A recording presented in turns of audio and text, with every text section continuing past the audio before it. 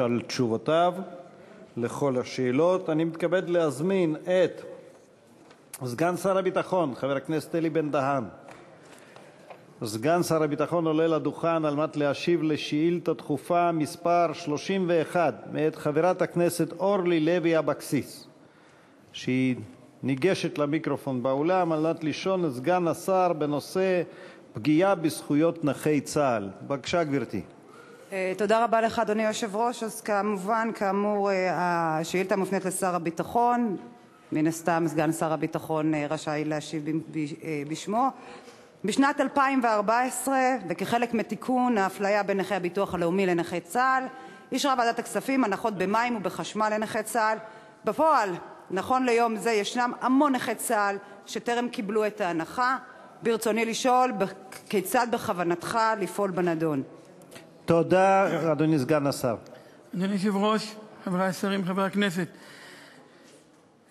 בנושא המים, אני שמח להודיע שמחודש דצמבר 2014 מעביר משרד הביטחון מדי חודש בחודשו דוח לרשות המים, ובו פירוט כל הזכאים לקבלת הנחה בחשבון המים.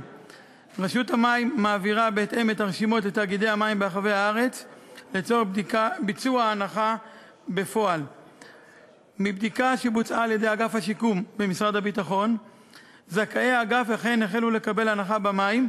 אגב, ההנחה הראשונה כללה גם הנחה רטרואקטיבית לכל שנת 2014, ובכך יש משום בשורה טובה לנכי צה"ל.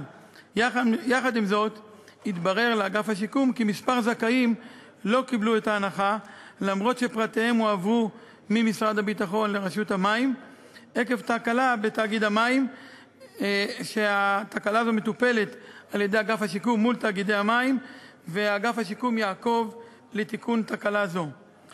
בנושא הנחה בחשבון החשמל, ועדת הכספים בראשות חבר הכנסת ניסן סלומינסקי התכנסה לדיון ואף אישרה עקרונית מתן הנחה בחשבון החשמל לזכאי אגף השיקום שיעמדו בקריטריונים שיוסכמו בין אגף השיקום לבין ארגון נכי צה"ל.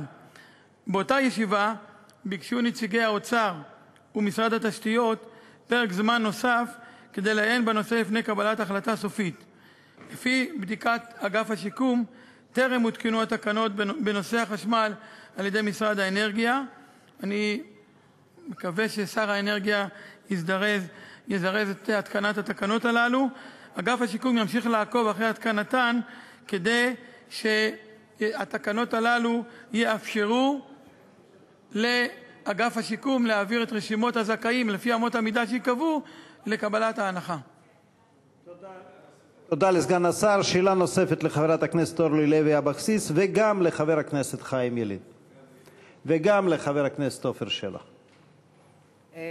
טוב, אני רוצה לפתוח ולומר תודה רבה לך, אדוני סגן השר, על ההתייחסות, אבל אנחנו צריכים לזכור, נכי צה"ל אין להם אבא ואמא אחרים.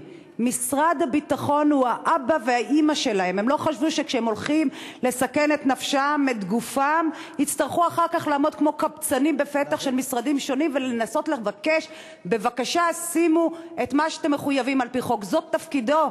זה תפקידו של משרד הביטחון, לתכלל בין המשרדים, לרוץ בין המשרדים, לדאוג שהמשרדים השונים עושים את מה שהוטל עליהם כחובה. אני רוצה לומר עוד משהו. על פי חוק החשמל משנת 2007 ניתן לתת הנחות לצרכנים מעוטי יכולת או בעלי מוגבלויות בשיעור של 1.5% מסך המחזור החודשי.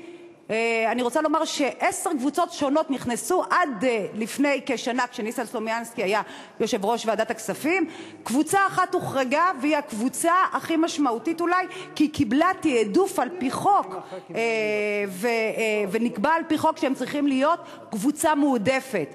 לשנים האלו בעצם את אותה קבוצה שנקבע על פי חוק שהיא מועדפת, החריגו ולא נתנו להם את ההטבות.